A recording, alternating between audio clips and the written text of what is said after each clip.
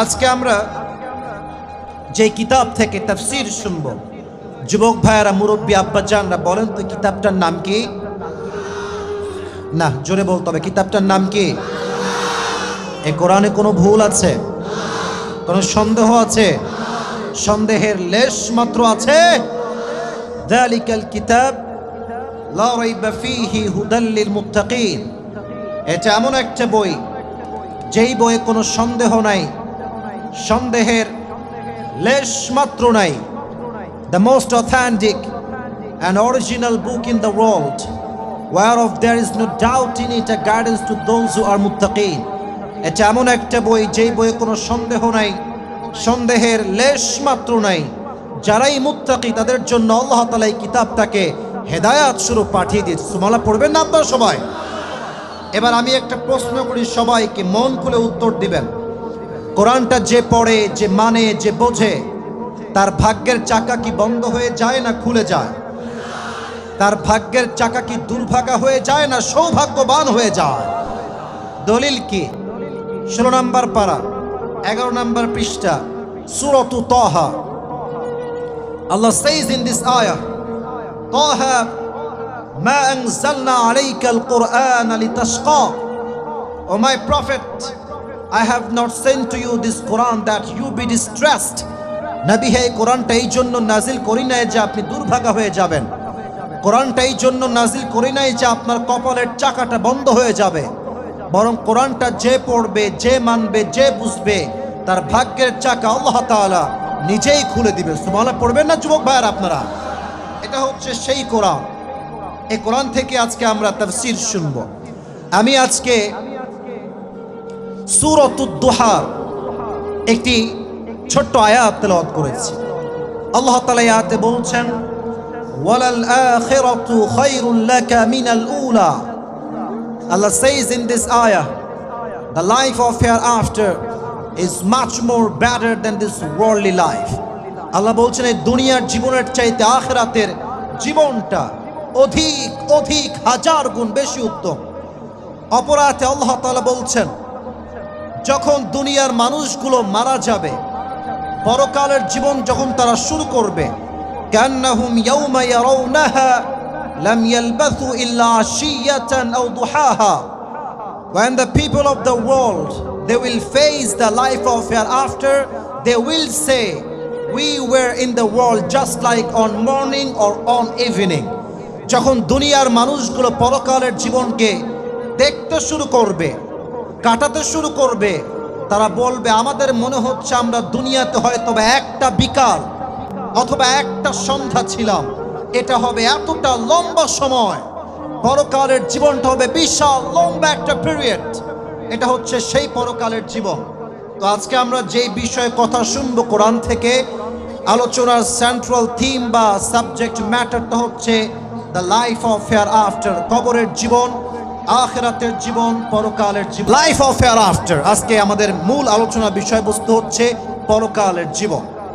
এই পরকালের জীবনটা কেমন হবে, এটার স্টার্টটা কেমন হবে, এর মাঝে আমরা কি কি ফেস করব, এবং পরকালের জগতে এই জান্নাত জাহান্নাম কেমন হবে, সব কিছু আমরা বিস্তারিত আজকে যতটুকু পারা যায় আলোচনা করব।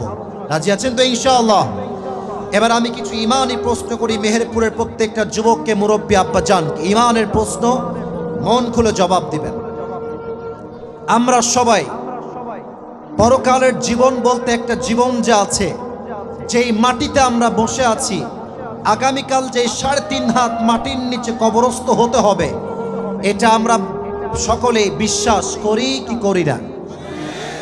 এটা কিন্তু ইমানের জবাব হতে পারে না। You have to answer me loudly man. মেহেরপুরের সন্তান তো সব কাপুরুষের সন্তান নয়, সব বীর পুরুষের সন্তান আমার সামনে বসে আছে। সাউন্ড হবে সিংহ পুরুষের মতো, বিড়ালের মতো ম্যান ম্যান করে সাউন্ড করলে হবে না। আমি আবার প্রশ্ন করছি, রিপিট করছি, পরকালের জীবনকে আমরা সকলেই বিশ্বাস করি কি করি না?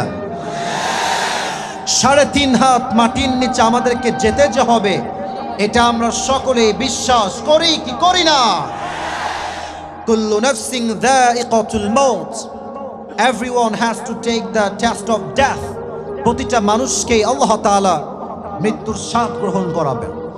এই পরকালের জীবনটা শুরু হবে কেমন করে, আমি এটা আপনাদেরকে ব্যাখ্যা দিয়ে বোঝাতে চাই, একদম এক্সপ্লেনেশন সহ বোঝাতে চাই। আজকে আমরা যেই জীবন নিয়ে কথা বলবো, এই জীবনটার নাম হচ্ছে পরকালের জীবন। পরকালের জীবনটা শুরু হবে কেমন করে এটা বোঝাবার সাথে আমি ছোট্ট একটা অনুভূতির জগতে যেতে চাই সবাইকে নিয়ে। এখানে যারা এসেছেন প্রায় যুবক ভাইরা, আচ্ছা বলেন তো, দুনিয়াতে আসার একটা বয়স আছে, যাওয়ার কোনো বয়স কি দুনিয়ার থেকে আছে? এই তো উত্তর পাচ্ছি, মাশাআল্লাহ। আসার একটা সিরিয়াল আছে, যাওয়ার কোনো সিরিয়াল কি আছে যুবক ভাইরা? নাই, কোনো সিরিয়াল নাই। হয়তো অনেকে আপনারা জানেন, গত 15 দিন আগে আমি একটা বিশাল বড় কার অ্যাক্সিডেন্ট করেছিলাম, জানেন নাকি আপনারা যুবক ভাইরা? এই যে আমার বিশাল বড় একটা অ্যাক্সিডেন্ট, আমি ছোট্ট কিছু কথা বলছি, মনোযোগ দিয়ে শুনবেন। আমার যে গাড়িটা অ্যাক্সিডেন্ট হয়েছিল ওইটা কেনা আমার মাত্র 10 থেকে 12 দিন হয়েছে। শোরুম থেকে নিয়ে আসছি, নিয়ে সোজা খাদে, একদম পানির নিচে ডুবে গিয়েছে, পুরো পানি গল গল করে উঠতে শুরু করেছে। আর গাড়ি যখন অ্যাক্সিডেন্ট হয়, আমার হাত দেখেন, look at my right hand, ডান হাত দেখেন। আমরা যাচ্ছি রাস্তা দিয়ে, রাস্তা হচ্ছে সোজা গিয়ে ডানে, সোজা গিয়ে, এই তো মনোযোগ পাচ্ছি, সোজা গিয়ে ডানে। আচ্ছা, যদি আমি সোজা গিয়ে ডানে যেতে চাই, আমার স্পিড যদি থাকে 80 কিংবা 70, আমি কি গাড়ি ঘুরাইতে পারবো? পারবো না। যারা আপনারা রাইডার আছেন অথবা কারের ড্রাইভার আছেন, ভালো বুঝবেন, গাড়ি যখন আপনি টার্ন নেবেন ডানে কিংবা বামে, সম্পূর্ণরূপে আপনার গাড়ির স্পিড থাকবে স্লো। তো আমাদের স্পিড ছিল প্রায় 70, একটু বেশি সেই হিসাবে।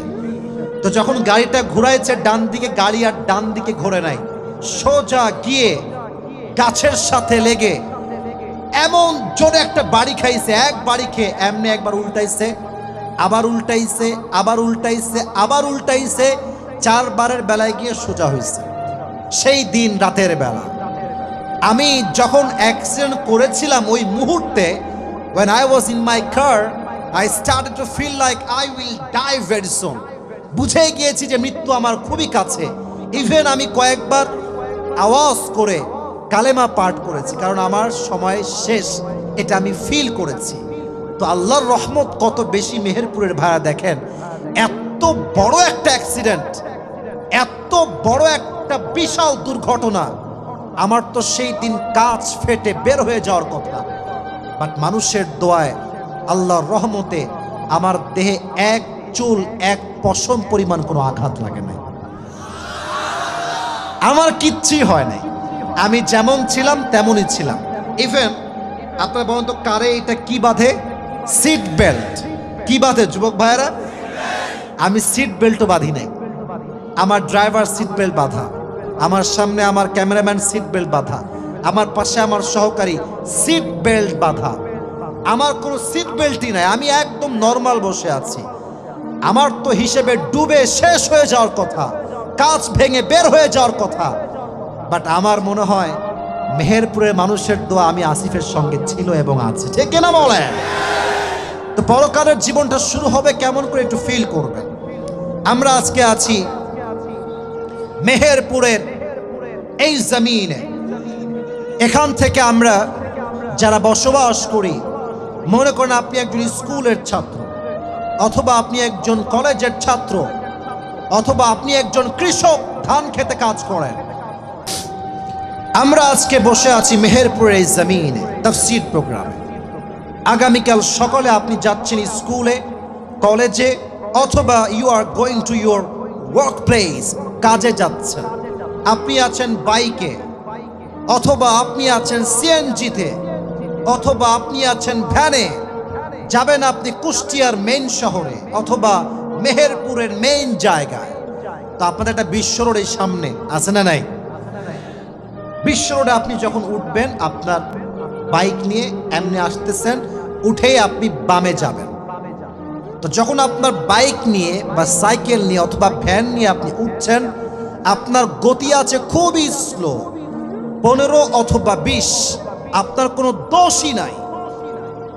যখনই আপনি রাস্তায় উঠে বাম দিকে মোড় নিবেন, সাডেনলি পেছন থেকে একটা বিশাল ট্রাক এসে এমন একটা ধাক্কা দিয়েছে আপনাকে, এক ধাক্কায় আপনি মানুষটা 70 হাত দূরে গিয়ে পড়েছে। আর আপনার এই যে মাথাটা, এই মাথাটা রাস্তার যে পিচ ঢালাও করা আছে ওখানে গিয়ে ঠাস করে লাগছে। আর একটা আঘাতে মাথার ফিলকি দিয়ে সব ফেটে গল গল করে রক্ত বের হচ্ছে, রক্তে পুরো জায়গাটা রক্তাক্ত হয়ে গিয়েছে। আর মেহেরপুরের সব মানুষ দৌড় দিয়ে আসে, বাঁচাও, একে সবাই ধরে মেডিকেল নিয়ে যাও। অ্যাম্বুলেন্স চলে আসছে। এবার সবাই আপনাকে ধরে মেডিকেল নিয়ে গিয়েছে অ্যাম্বুলেন্সে করে। হঠাৎ করে 24 ঘন্টা পরে আপনি আপনার চোখ খুলেছেন। চোখ খুলে দেখছেন অবাক করা কাণ্ড, ডানে বামে সামনে পেছনে ওপরে সব সাদা, দেওয়ালটা সাদা, যেই বেডে শুয়ে আছেন বেডের চাদরটা সাদা, যে বালিশে মাথা, বালিশের কভারটা সাদা, everything is look like a white colour, সব সাদা। ভাবছেন যে আমি আসলাম কোথায়, আমি এসেছি কোথায় এইটা। তো চোখ দিয়ে খুব ভালো করে তাকায় দেখছেন ওই রুমের গেটে লেখা আছে ICU, last stage of life, জীবনের শেষ মুহূর্তে আপনি অবস্থান করছেন। এই আইসিইউর রুমে নিজেকে দেখে আপনি আপনার পুরো জীবনের অতীতকে স্মরণ করছেন যে জীবনে আমি কি করলাম। মেয়েগুলো ভাবছে আমি আমার জীবনে পর্দা করলাম না কেন। আমি যা দেখতে পাই আমার এই বাংলার মাটিতে বেশিরভাগ যুবকরা নষ্ট হয়েছে মেয়েদের বেপর্দার কারণে। মেয়েরা যখন রাস্তাঘাটে বের হয় তার পোশাক এতটা টাইট ফিটিং হয়, তার চেহারার দিকে তাকালে, তার দিকে চোখ পড়লে যুবকের চোখ শুধু নষ্ট হয় না, একজন মুরব্বীর চোখ, ইমান, চরিত্র সব নষ্ট হয়ে যায়। তবে মেয়েরা একটা লজিক দেয় আমাদেরকে, বলে যে হুজুর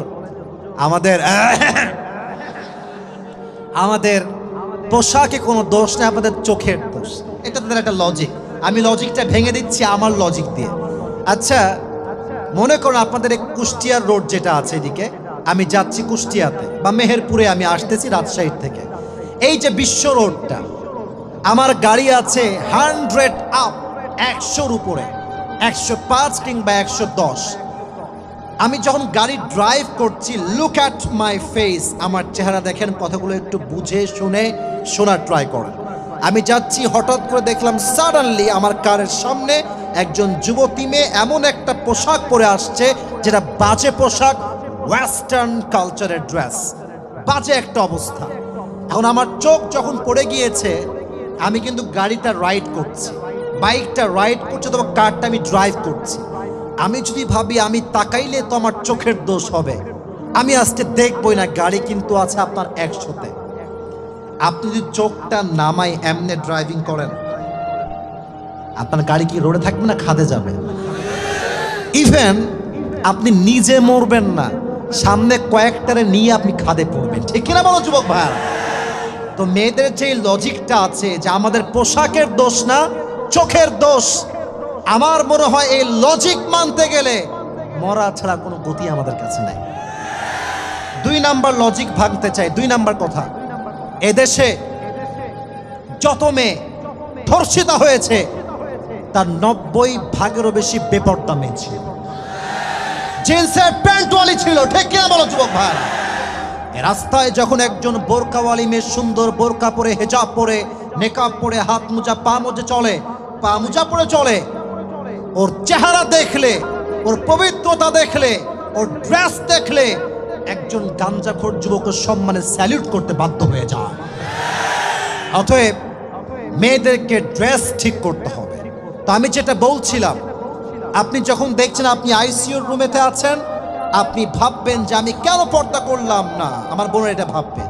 আর যুবকরা ভাববে যে আমি কেন পর্নোগ্রাফি দেখলাম, আমি কেন আমার সময়গুলোকে ব্লু ফিল্ম দেখে নষ্ট করলাম, কেন আমি আমার জীবনটাকে হারাম রিলেশনশিপ করে বরবাদ করলাম। ঠিক কিনা বলো? সব কিছু আপনি অনুভব করবেন। হঠাৎ করে দেখবেন একজন যুবক আসমান থেকে নেমে আসছে। যুবক ভাইরা, জমিন থেকে না আসমান থেকে? আমি জবাবটা শুনতে না পেলে আমি ওয়াজ করব না। যেই যুবকটা নেমে আসছে এ কি জমিন থেকে আসছে না আসমান থেকে আসছে? সাদা ধবধবে যুবকের বেশে আসছে। যদি আপনি নামাজি বান্দা হন তাহলে আপনার মৃত্যু কেমন হবে একটু ধাপে ধাপে কথাগুলো বুঝবেন। নামাজি বান্দা যখন মারা যাবে তার সামনে মালাকুল মউত একজন সাদা ধবধবে যুবকের বেশে আসবে, ডাক দিয়ে বলবে, ইয়া আইয়াতুহান নাফসুল মুতমাইন্নাহ উখরুজি ইলা মাগফিরাতিল্লাহি ওয়া রিজওয়ানিহি, হে প্রশান্ত আত্মা, কোনো টেনশন নাই, বের হয়ে আসো, ইলা মাগফিরাতিল্লাহি ওয়া রিজওয়ানিহি, তোমার রবের ক্ষমা তথা জান্নাতের দিকে বের হয়ে আসো। সুবহানাল্লাহ পড়বেন না আপনারা? আচ্ছা, এইটা আমার হাতে কি বলেন তো দেখি? কাগজ। বলেন সবাই, এটার নাম কি? লিফলেট। তো এটা প্রিন্ট করার পরে লিফলেট হয়েছে, ঠিক আছে, বাট এটার বেসিক তো হচ্ছে একটা কাগজ। এটা কি যুবক ভাইয়ারা? উত্তর পাইলাম না, আরো ভালো করে। এটার নাম কি? কাগজ। এটা কি গোল না চারকোনা? হাদিস শুনবেন, মনোযোগ দিয়ে হাদিসগুলো বুঝবেন। যখন নামাজি যুবক কিংবা মুরব্বী কিংবা মা মারা যাবে, তার রুহুটাকে রিসিভ করবার জন্য আল্লাহ তাআলা জান্নাত থেকে একটা স্পেশাল রেশমি রুমালের কাপড় জান্নাত থেকে দুনিয়াতে পাঠায় দিবে। সুবহানাল্লাহ। আয়াতদের আপনার রুহটা বের হবে, সুন্দর করে লাল রেশমি রুমালের কাপড়ে জড়িয়ে আপনার রুমালটাকে নিয়ে, রুহুটাকে নিয়ে ফেরেশতা ইল্লিয়িন তথা জান্নাতের ঠিকানায় নিয়ে পৌঁছে দিবে। সুবহানাল্লাহ পড়ে সবাই। This is the death of people, those who perform the salah. এটা হচ্ছে নামাজি বান্দার মরণ। 2 নাম্বার হচ্ছে বেনামাজি বান্দার মরণ। বেনামাজি বান্দা যখন মারা যাবে, তার সামনে মালাকুল মউত যখন আসবে, তার দেহের রং হবে নীল, আর দেহের এই পোশাক এটা হবে ব্ল্যাক। তার পা থাকবে জমিনে, আর হেড মাথা থাকবে আকাশ বরাবর। বিশাল লম্বা একটা দেহ নিয়ে এসে আসবে। তার ভয়ঙ্কর চেহারা দেখে বেনামাজির দেহের প্রত্যেকটা অঙ্গ প্রত্যঙ্গ থরথর থরথর করে কাঁপবে। একবার ডানে, একবার বামে, একবার পেছনে পালাইতে চাইবে, কিন্তু পালাতে পারবে না। মালাকুল মউত একটা চিৎকার দিয়ে বলবে, ইয়া আইয়াতুহান নাফসুল খাবিসা উখরুজি ইলা গাযাবিল্লাহ, এই বেনামাজি বান্দা বের হয়ে আয় আল্লাহর গজব তথা জাহান্নামের দিকে। এই ডাক শুনে বেনামাজি ভয়ে চিৎকার দিয়ে উঠবে। তার রুহটা একবার ডানে বামে দৌড়াতে চাইবে, কিন্তু পালাতে পারবে না। এদিকে দেখেন আমার বাম হাত, সঙ্গে সঙ্গে মালাকুল মউত তার বাম হাত দিয়ে একটা থাবা মারবে। একটা থাবা যখন মারবে, বেনামাজি যুবকের রুহ যখন কবজ করবে, হাদিসে আসছে একটা জীবিত ছাগলকে যাবেহ না করে তার চামড়া টেনে হিচড়ে ছিঁড়লে যেই পরিমাণ কষ্ট হয়, তার চাইতে কমসে কম 70 গুণ বেশি কষ্ট দিয়ে বেনামাজি বান্দার রুহকে কবজ করা হবে। সকলে বলেন নাউজুবিল্লাহ। আচ্ছা বলেন তো মেহেরপুরের ভাইরা, মৃত্যুর যে কষ্ট আমি বললাম পরকালের জীবনের আগে হবে, আমাকে ইমানদারি করে বলেন তো এই কষ্ট কি আমরা কেউ সহ্য করতে পারবো? শুনি নাই, আমরা কি এই কষ্ট কেউ সহ্য করতে পারবো? যখনই আপনার মৃত্যু হয়ে যাবে, then the life of hereafter will start now. এই তো আপনার পরকালের জীবনটা শুরু হবে। আচ্ছা, একটা প্রশ্ন সবাই করে, খুবই common question, but most of the people উত্তর দেয় রং। বলেন তো কবরে প্রশ্ন হবে কয়টা? আসলে কবরে প্রশ্ন কিন্তু হবে বেসিকলি 4টা। তবে 4টা কেমনে হবে ব্যাখ্যা দিচ্ছি। 1 নাম্বার প্রশ্ন, আমি দেখতে পাচ্ছি পরিবেশ খুবই সুন্দর ঠান্ডা, 2-1 জন লোক যদি উঠতেই হয়, আপনি মাহফিলে আসছেন কিসের জন্য? দেখলাম মাঝখান থেকে 2-3 জন লোক উঠে গেল, 2-3 জনকে দেখলাম, আমি কিছু বললাম না। কেন? 2-1 জনের ওয়াশরুম লাগতে পারে, that's very urgent issue, it's okay.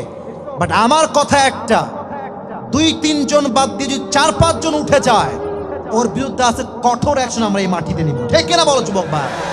পুরো বছরে একটা দিন মাহফিল আমি উঠেছি 10টা 55-তে। আমি আমার কমিটমেন্ট ঠিক রাখবো, কমপক্ষে আজকে রাত 12টা পর্যন্ত ওয়াজ হবে হবে হবে হবে। ঠিক কিনা বল? পরিবেশ কেউ ঘোলাটে করার ট্রাই করবেন না। আমি আমার জীবনের সর্বোচ্চটুকু দিয়ে কথা বলছি, মনে হচ্ছে আমি হার্ট অ্যাটাক করবো, আমার এতটা কষ্ট হচ্ছে আজকে, ঘেমে গিয়েছি, সাউন্ড পারফেক্ট না, সাউন্ড আমার কানে ভালো করে আসছে না, তাও কথা বলছি ভালোবাসা দিয়ে। সবাই একটা কাশি দেন, একটা তাকবীর দেন, তাহলে একটু পরিবেশটা আরো একটু সুন্দর হবে। লিল্লাহি তাকবীর। কবরে 1 নাম্বার প্রশ্ন হবে, মার রব্বুক, হু ইজ ইউর লর্ড? আমাদের রবকে বলেন। শাহাদত আঙ্গুলি উত্তোলন করে বলেন সকলে, আমাদের রবকে। আল্লাহ আমার রব, বলেন আল্লাহ আমার রব। দমে দমে দোনো মনে তারি অনুভব। সুবহানাল্লাহ পড়বেন না আপনারা সবাই? তোমার দুনিয়াতে আমি যেদিকে তাকাই, অথই নিয়ামতে ডুবে আছি সবাই। পাখপাখালির কণ্ঠে শুনি তাসবিহ করো রব, তাসবিহ করো রব। পড়েন আল্লাহ আমার রব। দমে দমে তনু মনে তারি অনুভব। ঠিক না বলো যুবক ভাইরা? আসতেছে না আসবে? আমাদের যুবক ভাইরা যারা পেছনে দাঁড়িয়ে আছেন, আমাদের এমপি সাহেব আসতেছেন, প্লিজ সাইড দ্য রোড, একটু রোডটা সাইড দিবেন, ফাঁকা রাখবেন, ওনাকে আসতে দিবেন সম্মানের সাথে। আর হ্যাঁ, ওদিকে কেউ তাকাবেন না। আমাদের সম্মানিত এমপি সাহেব আসবেন, বসবেন, আমরা তাকে অ্যাপ্রিসিয়েট করব, সম্মান দিব, বাট পরিবেশ সামান্য পরিমাণ নষ্ট করা যাবে না। ঠিক কিনা বলো যুবক ভাইরা? আমি আমার কথাগুলো আমি চালিয়ে যাচ্ছি। 2 নাম্বার প্রশ্ন, আমার নবিয়্যুক, তোমার নবীর নাম কি? আতারিফু হাযার রাজুল, do you know who is this person, do you know who is he? তুমি কি জানো এই ব্যক্তির নামটা কি? যার মুখে দাড়ি আছে, যে নবীর সুন্নাহকে পালন করেছে, সে তো বলবে এটা তো আমার প্যারা হাবিব মুহাম্মাদুর রাসূলুল্লাহ সাল্লাল্লাহু আলাইহি ওয়াসাল্লাম। বাট এই উত্তর কিন্তু কবরে পরকালে সবাই করতে পারবে না।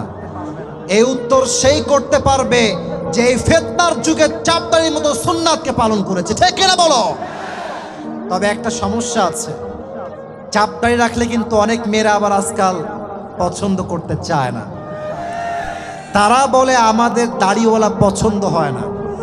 আমার কথা স্পষ্ট, মেহেরপুরের মাটিতে যেই মেয়ের দাড়ি দেখলে আমাকে পছন্দ হয় না, ও আমাকে কি পছন্দ করবে? ওকে তো আমি নিজের যোগ্যই বলে মনে করি না। ঠিক কিনা বল? আমার যোগ্যতাই রাখে না বউ হওয়ার জন্য। তবে হ্যাঁ, একটা কথা মাথায় রাখবা, বলে দিচ্ছি, if any girl reject you just for only reason and that is you have beard in your face, যদি কোনো মেয়ে তোমাকে দাড়ির জন্য রিজেক্ট করে দেয়, বিনয়ের সাথে তাকে বলবা, বোন আপনি দাড়ির জন্য রিজেক্ট করলেন, একটা আবদার আছে আপনার কাছে, আপনি রাখবেন? বলবে কি বলেন? আপনি বলবেন যেহেতু আপনার দাড়িওয়ালা যুবক পছন্দ না, তাহলে আমার পার্সোনাল পয়েন্ট অফ ভিউতে আমার মনে হয় আপনার জন্য perfect, better and best option BTS এর হিজরা ছাড়া আর কিচ্ছু নাই। কারণ যেই মেয়ে দাড়িকে পছন্দ করে না, সে প্রকৃতপক্ষের মুসলিম ঘরের মেয়ে হতে পারে না। ঠিক কিনা বলেন? আচ্ছা, আমার মুখে এইটা কি দেখেন তো, কথা বলে, এটার নাম কি? দাড়ি রেখে আমাকে অসুন্দর লাগতেছে? আমাকে আনস্মার্ট লাগতেছে? খ্যাত লাগতেছে? বলেন তো, আমার নবীর মুখে দাড়ি ছিল কি ছিল না? নবীর মতো সুদর্শন, হ্যান্ডসাম দুনিয়াতে আর দ্বিতীয় কেউ কি হতে পারে? চাঁদের চেয়ে সুন্দর তুমি, নবী আমার কামলিহিওয়ালা। সুবহানাল্লাহ পড়ো সবাই। দো জাহানের বাদশাহ তুমি, প্যারা নবী সাল্লাল্লাহু আলা। দো জাহানের বাদশাহ তুমি, প্যারা নবী সাল্লাল্লাহু আলা। চাঁদের চেয়ে সুন্দর তুমি, নবী আমার কামলিহিওয়ালা। উনি কি আসছে? ওনাকে আসতেন, প্লিজ সাইড দেন। এত সম্মানিত মানুষ আসছে, সাইড দেন। মেহেরবানি করে কেউ বিশৃঙ্খলা করবেন না। আমাদের এমপি সাহেবকে আল্লাহ তাআলা নেক হায়াত দান করুন। সকলেই পড়া আমিন।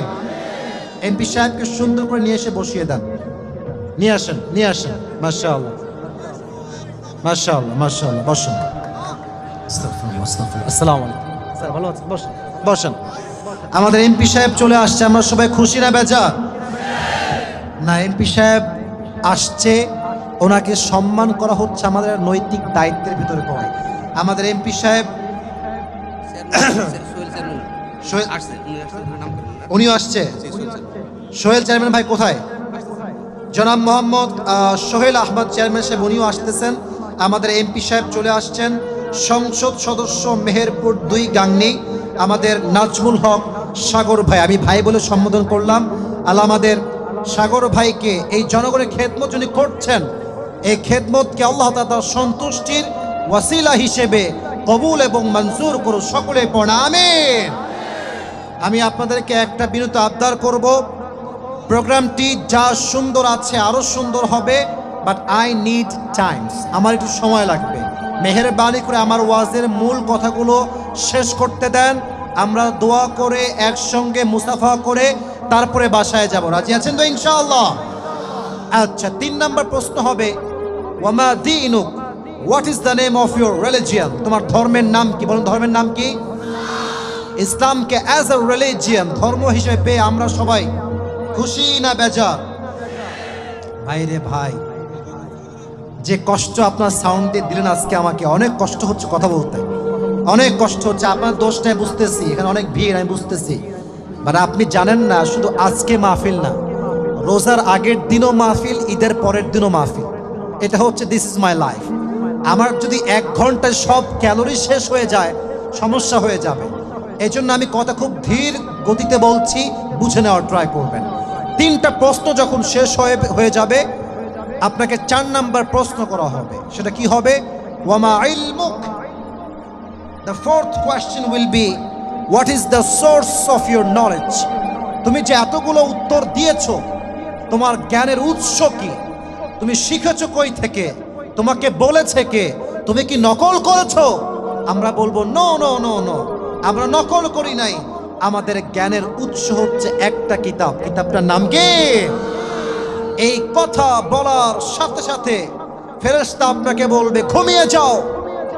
নাম কেন মিল আরুদ, একজন নববধূর মতো ঘুমিয়ে যাও, কিয়ামত পর্যন্ত ঘুমাও।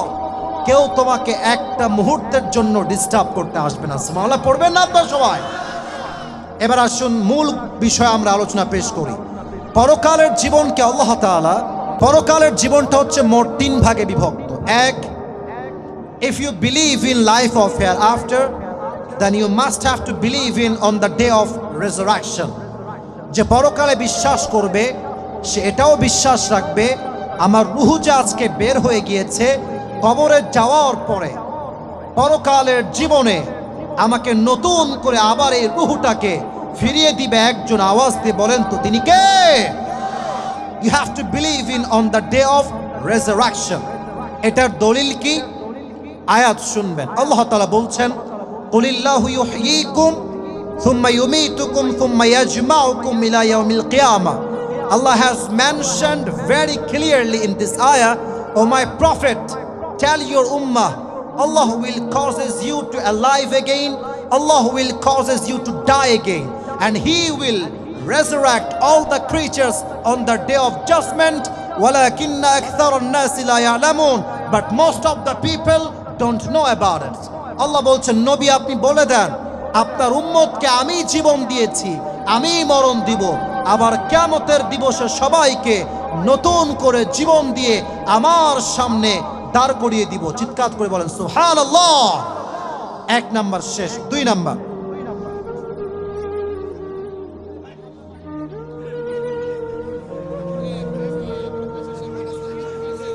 বলেন সবরের আর কত বড় লেভেল লাগে আপনাকে বলেন? সবরের আর কত লেভেল আপনার পরীক্ষা করবেন আমাকে বলেন। আজকে কলা শেষ, আমার সাউন্ড সিস্টেম ভালো না, লোকজনের পরিবেশ ভালো না, জীবনটা শেষ হয়ে গেল আজকে আমার কথা বলতে গিয়ে। আশ্চর্য একটা অবস্থা। ভলান্টিয়ার্স ঠিক নাই, পুলিশ নাই। এত বড় একটা প্রোগ্রাম, পুলিশের প্রোগ্রাম হয় নাকি? এতগুলো প্রোগ্রাম পুলিশ লাগবে হ্যান্ডেল করার জন্য। আজীব একটা কথা, তাফসীর পেশ করতে পারছি না আমি। এই ভাই আপনি সাউন্ডটা বাড়ান তো, সাউন্ডটা আপনি বাড়ান। সিস্টেম আছে সব কিছু। সাউন্ড তো বাড়েও না আপনার ভাই, সাউন্ড তো আমার ঘিন ঘিন করে আওয়াজ হয়। আচ্ছা আচ্ছা শোনেন, মেজাজটা ঠান্ডা রাখি ভাই, আমাকে মেজাজটা কুল রাখতে দেন প্লিজ। এখানে এমপি সাহেবরা আছেন, আমি কোনো প্রকার ধমক দিতে চাই না। মেহেরপুরের মানুষ মানেই তো হচ্ছে একটা ভালোবাসার জায়গা, ঠিক না বলেন? তো আপনারা যদি বিশৃঙ্খলা করেন আমি কি বলবো যাওয়ার সময় আপনাদেরকে বলেন তো? মেহেরবানি করে ঠান্ডা মাথায় কথা বলতে দেন। আর বামে যদি আরেকবার দেখেছি কেউ কারো নাম ধরে ডাকছো মাছের বাজারের মতো, খবর আছে কিন্তু। আমি খবর না, জনগণ খবর করবে আজ তোমাদের। আর একটা সাউন্ড আমি চাই না এখানে। আর কত এই লোকগুলো কত ধৈর্য ধারণ করে বসে আছে, বারবার ইচ্ছা মতো যে যার নাম ধরেছে, এই শিমুল, এই শিমুল, দেখি মাছের বাজার নাকি মিয়া? খবরদার কোনো সাউন্ড করবেন না। 2 নাম্বার বিষয়, এগুলো বিষয় আসলে ভাইরাল হয়ে যায়। এই হাসবান, এই চুপ করে থাকো।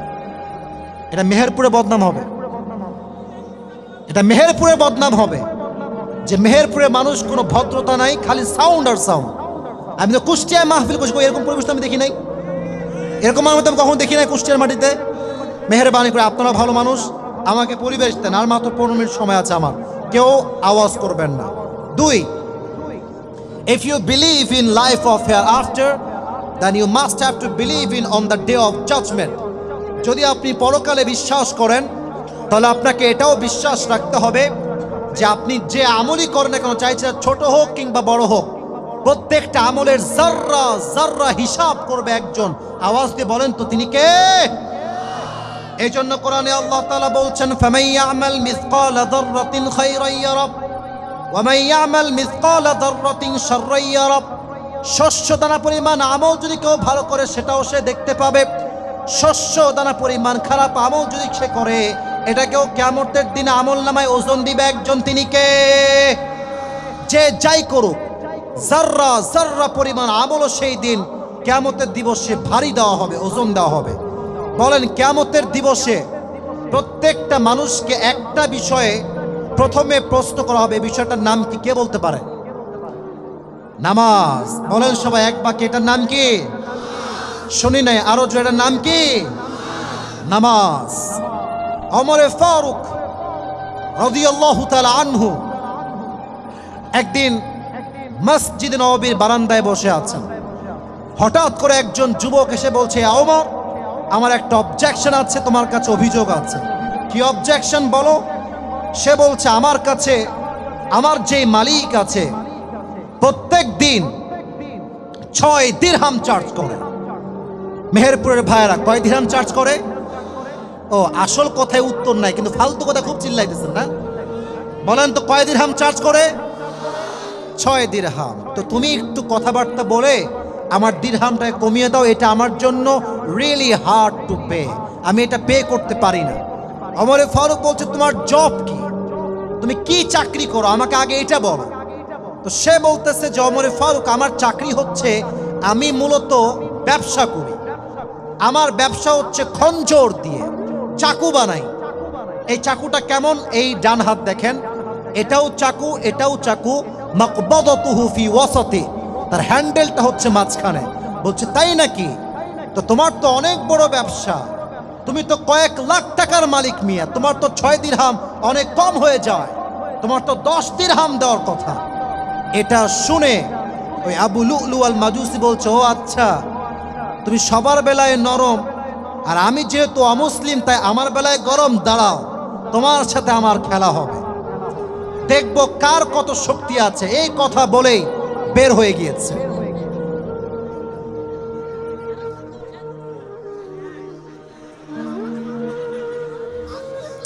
তো এবার ওমরে ফারুক রাদিয়াল্লাহু তাআলা আনহু বলছেন, কি হলো এই যুবকটা তো খেপে গেল কেন? ও বের হয়ে গিয়েছে এর মাঝে। সারা রাত মিলে ওমরে ফারুককে হত্যা করবার জন্য সে বিশাল লম্বা একটা খঞ্জর বানিয়েছে, চাকু। আচ্ছা, শীতকালে শীত লাগলে আমরা কি মুড়ি দেই মেহেরপুরের ভাইয়েরা? Right answer. এবার জোরে বলেন, কি মুড়ি দেই? চাদর। আচ্ছা, মেয়েরা মাঝে মাঝে নেকাব পড়ে না? দেখবেন নেকাবটা পড়ে কেমনে, আমি একটু প্র্যাকটিক্যালি দেখাই। এই নাকের এই বরাবর দেখবেন নেকাবটা দেয়, আর উপর থেকে নিয়ে এই ভুরু পর্যন্ত দেয়। পুরো ফেসটা কভার থাকে নেকাব দিয়ে, জাস্ট চোখটা দেখা যায়। তো এবার ওই অগ্নি উপাসক আবু লুলু আল মাজুসি তার চাদরটা নিয়ে, আমার চেহারা দেখেন, চাদরের নিচের পাটটা দিয়েছে একদম নাক বরাবর এমনে ঢাকা, আর ওপর থেকে নিয়ে এই পর্যন্ত ঢেকে দিয়েছে জাস্ট চোখটা দেখা যায় এন্ড নাথিং এলস, আর কিচ্ছু দেখা যায় না। এবার ফজরের নামাজ পড়তে আসছে মুনাফিকের রূপে ছদ্মবেশে। ওমরে ফারুক এসেই বলছে, সফু সুফু ফাকুম, কাতার সোজা করো, লম্বা হয়ে দাঁড়াও। এবার তিনি আল্লাহু আকবার দিয়ে হাত বেঁধেছেন। এবার কেউ আমার চেহারা দেখবেন না, সবাই আমার দুই হাত খেয়াল করেন, দুই হাত সবাই দেখেন পেটের দিকে, দুই হাত বেঁধেছেন, সানা পড়েছেন, সূরা ফাতিহা পড়েছেন, কেরাত পড়েছেন। কেরাত পড়ে আল্লাহু আকবার দিয়ে রুকুতে গিয়েছেন। আর পেছনের কাতারে ডান দিকে আছে আবু লুলু আল মাজুসি। যখনই ওমর রুকুতে গিয়েছে, এবার আবু লুলু আল মাজুসি তার চাদরটাকে উড়িয়ে দিয়ে তার যে খঞ্জরটা আছে বের করে সোজা ওমরে ফারুকের পেটের এই মাছ বরাবর এমন জোরে তিনটা, এমনে আরেকটা মোট তিনটা পোজ দিয়েছে। এক একটা পোচে ওমরে ফারুকের পেটটা কেটে ভেতর থেকে নাড়ি ভুঁড়ি রক্ত সব বের হয়ে গেছে। নাউজুবিল্লাহ পড়বেন না আপনার সবাই? ওমরে ফারুক নামাজের মাঝে চিৎকার দিয়ে বলছে, কাতালানি আল কালব, আমাকে একটা কুকুর হত্যা করেছে, আমাকে বাঁচাও। এটা বলেই তিনি অজ্ঞান হয়ে পড়ে গিয়েছেন। সাহাবা একরাম সব কিছু সাহাবা একরাম দৌড় দিয়ে আসছে, বাঁচাও বাঁচাও। মদিনার সমস্ত ডাক্তাররা একত্রিত হয়ে গিয়েছে ওমরকে বাঁচাবার জন্য। আচ্ছা, আমার হাতে এটা কিসের বোতল? এবার বলেন এটা নাম কি? পানির বোতল। ওমরকে শোয়ানো আছে, সাহাবা একরাম পেছনে তার ঘাড়ে হাত দিয়ে হালকা উঠিয়েছে, আর এই পানির বোতলটা খুলে মুখে পানি দিয়েছে। তো পানি যখন ঢুকেছে মুখ দিয়ে, এদিকে তাকান সবাই আমার দিকে, যুবকেরা, মুরব্বী আব্বাজানা আমাকে দেখেন, তার পানিটা ঢুকে এই গলা দিয়ে এসে পেট দিয়ে গিয়ে পুরো পেট কেটে তার পানিগুলো সব গল গল গল গল করে বের হয়ে যাচ্ছে। দুধ দিচ্ছে, দুধটা ঢুকে গল গল করে পেটের এই কাটা জায়গা দিয়ে দুধগুলো বের হয়ে যাচ্ছে। সাহাবা একরাম এই দৃশ্য দেখে বলছে, ওমরে ফারুক হয়তোবা আর বাঁচবে না, তার হায়াত শেষ। সকলে কনফার্ম হয়ে গেছে ওমরে ফারুক is going to die very soon, সে মারা যাবে। হঠাৎ করে ওমরে ফারুক রাদিয়াল্লাহু তাআলা আনহু তার দুই চোখ খুলেছে। চোখ খুলে দেখে সাহাবা একরাম সব আশেপাশে দাঁড়িয়ে আছে। উনি একজনকে বললেন, এই সাহাবী এদিকে আসো, তাল আমার কাছে আসো, তোমার যেই কান আছে কানটা আমার মুখের কাছে দাও। ওই সাহাবী দৌড় দিয়ে এসে কানটা মুখের কাছে দিয়েছে। ওমরে ফারুক ওই শেষ মুহূর্তে চাইলে সম্পত্তির কথা বলতে পারতেন, রাষ্ট্রের কথা বলতে পারতেন, মেয়ের কথা বলতে পারতেন, ছেলের কথা বলতে পারতেন, বাট ওমরে ফারুক তার জীবনের শেষ মুহূর্তে একটা কথা বলেন, এই সাহাবী আসাল্লান নাস, আমি যেই নামাজের ইমাম হয়েছিলাম আমাকে তোমরা জবাব দাও, সেই নামাজটাকে তোমরা আদায় করেছিলে কিনা? সুবহানাল্লাহ পড়বেন না আপনারা সবাই? নামাজ কাকে বলে, গুরুত্ব কাকে বলে? জীবনের শেষ মুহূর্ত নারী ভুড়ি সব বের হয়ে গিয়েছে, নামাজকে ভুলে নাই। আপনারা সবাই মিজানুর রহমান আজহারীর নাম শুনছেন?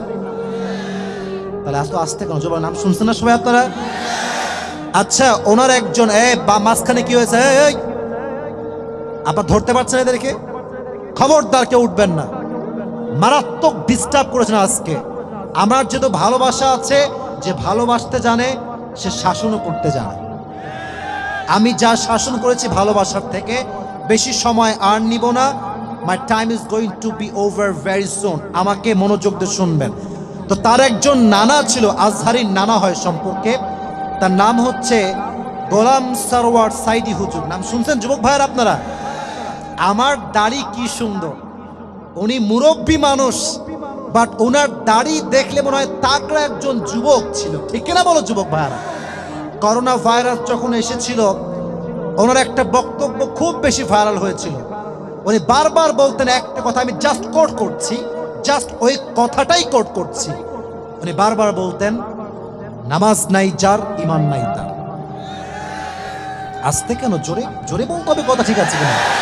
উনি আর একটা কথা বারবার বলতেন, নামাজ নাই যার, মুসলিম হিসেবে পরিচয় দেওয়ার কোনো অধিকার নাই তার, ঠিক কিনা বলেন? নামাজ হচ্ছে মুসলমানের জীবনের সবচাইতে বড় পরিচয়। আর আমার কাছে অবাক লাগে আজকালকার যুবকরা 3টা বাজে রাত বাজে 3টা, হ্যাঁ গার্লফ্রেন্ড বলছে জান তুমি খাইছো কি করো ঘুমাইছো কিনা কখন ঘুমাবা। যে যুবকটা রাত 3টা পর্যন্ত লুচ্চামি করে সে ফজরের নামাজটা জামাতে পড়বে কেমন করে যুবক ভাইরা? নামাজ হচ্ছে মুসলমানের জীবনের সবচেয়ে গুরুত্বপূর্ণ অংশ। আউয়ালু মা ইউহাসাবু বিহিল আবদু ইয়াউমাল কিয়ামাতি আস-সালাহ। On the day of judgment you will be asked about your salah first. কিয়ামতের দিবসে প্রথম প্রশ্নই হবে নামাজ নিয়ে। আর একটা প্রশ্ন সবাইকে করি, 100তে কত আমল হলে মানুষগুলো জান্নাতে প্রবেশ করবে হিসাব দিবসে কে বলতে পারে? মাশাআল্লাহ, কত বলেন যুবক ভাইরা? এবার আমার 2 হাত দেখেন, দেখা যায়? এটা হচ্ছে ডান আমল। আমি একটু প্র্যাকটিক্যালি বলি, আমি অনেক কথা বলতে চাইছিলাম বাট পারলাম না পরিবেশের জন্য। 2 হাত দেখেন, এটা হচ্ছে ডান আমল, এটা হচ্ছে বাম আমল। সাউন্ডটা এত ডিস্টার্ব হয়, আবার কি হলো সাউন্ডের? সাউন্ড তো ঠিকঠাক ছিল একটু আগে, চিকন হয়ে গেছে সাউন্ডটা যুবক ভাইয়েরা, আবার চিকন হয়ে গেছে সাউন্ডটা। আচ্ছা বাদ দেন, 2 হাত দেখেন। আল্লাহ বলছেন তোমার এটা হচ্ছে ডান আমল, এটা হচ্ছে বাম আমল। পরকালের হিসাব দিবসে তোমার এই ডান আমল নামা যদি একটু হালকা হয়ে যায়, ওই একটু হালকা হলেই তুমি জান্নাতে প্রবেশ করবে। সুবহানাল্লাহ পড়বেন না আপনারা? তবে একজন বান্দা কিয়ামতের দিন দাঁড়াবে, এই তো সাউন্ড পারফেক্ট, এই তো সাউন্ড, এরকম সাউন্ড থাকলে আমি 1 ঘন্টা না 1.5 ঘন্টা ওয়াজ করা যেত, ঠিক কিনা বলো যুবক ভাইরা? 1 ঘন্টা যাবত আমার জীবনটা একদম তেনা মেনা হয়ে গেল আজকে। হাসি লাগতেছে তাই না? এখানে বসলে বুঝবেন যে কষ্ট কারে কয়। জীবনটা বিলীন করে আজকে ওয়াজ করলাম, দেখবেন কালকে চায়ের দোকানে আমাকে নিয়ে একটা মিটিং বসবে। যে সারা জীবন বিড়ি খাইছে, পেশাব করে পানি নেয় নাই, সে ওলামা একরামদের বিরুদ্ধে আঙ্গুল তুলবে আর কথা বলবে, ঠিক কিনা বলেন? মানুষের মন রাখা বড় মুশকিল, বড় দায়। তো আমি বলছিলাম একজন বান্দার আমল নামা হবে 50-50, 50-50। তাহলে তার আমল লাগবে কয়টা? তাহলে 50কে 51 করতে কয়টা লাগে আগে এটা বলো? 1টা। তো সে ভাববে যারে আমার তো বাপ আছে এখানে, বাপকে বললেই বাপ দিয়ে দিবে।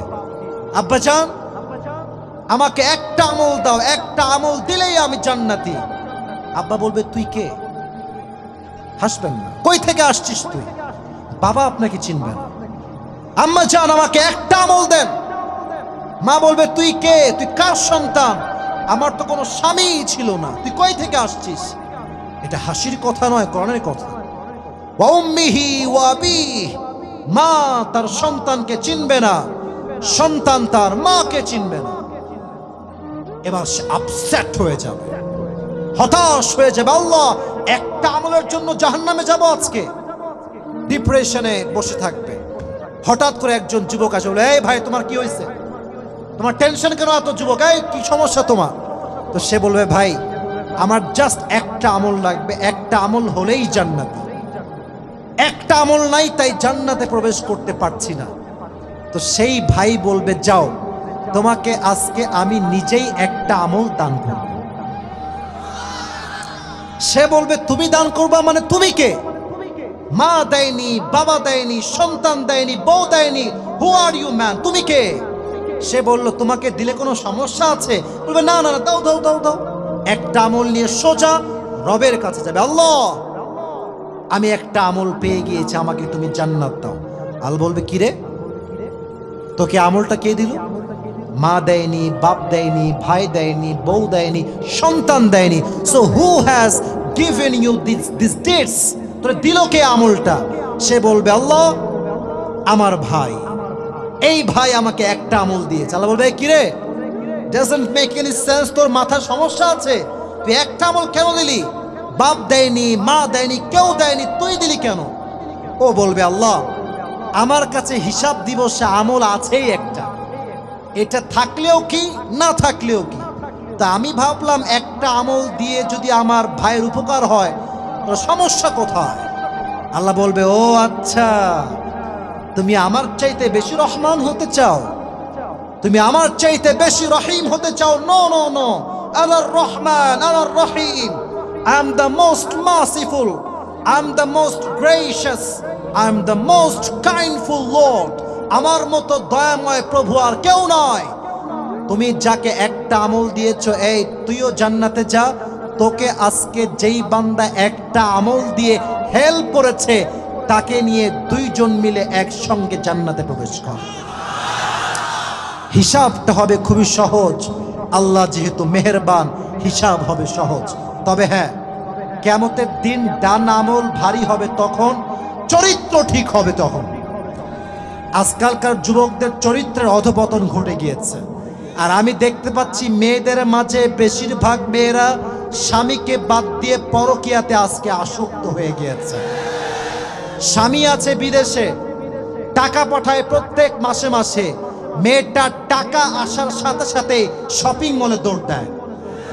টাকা দেয় স্বামী সংসারের জন্য, মেয়েটা টাকা দিয়ে এমবি ভরে ইমোতে ফ্রিল্যান্সিং করে বেড়ায়। ঠিক কিনা বলো যুবক ভাই?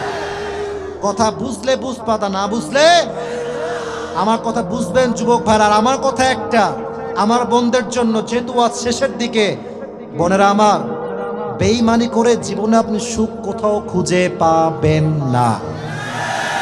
আপনি আজকে স্বামীকে ঠকাবেন, আল্লাহ আপনার সমস্ত সম্মানকে মাটির নিচে মিশিয়ে মেছাকার করে দিবে। ঠিক না বলো? আল্লাহ প্রত্যেকটা মেয়েকে চরিত্রবান মেয়ে হিসেবে কবুল করুন। আমিন। কিয়ামতের দিবসে সবচেয়ে আমল নামায় ভারী হবে চরিত্র যার ভালো, তার ওজন নামা সবচেয়ে বেশি ভারী হবে।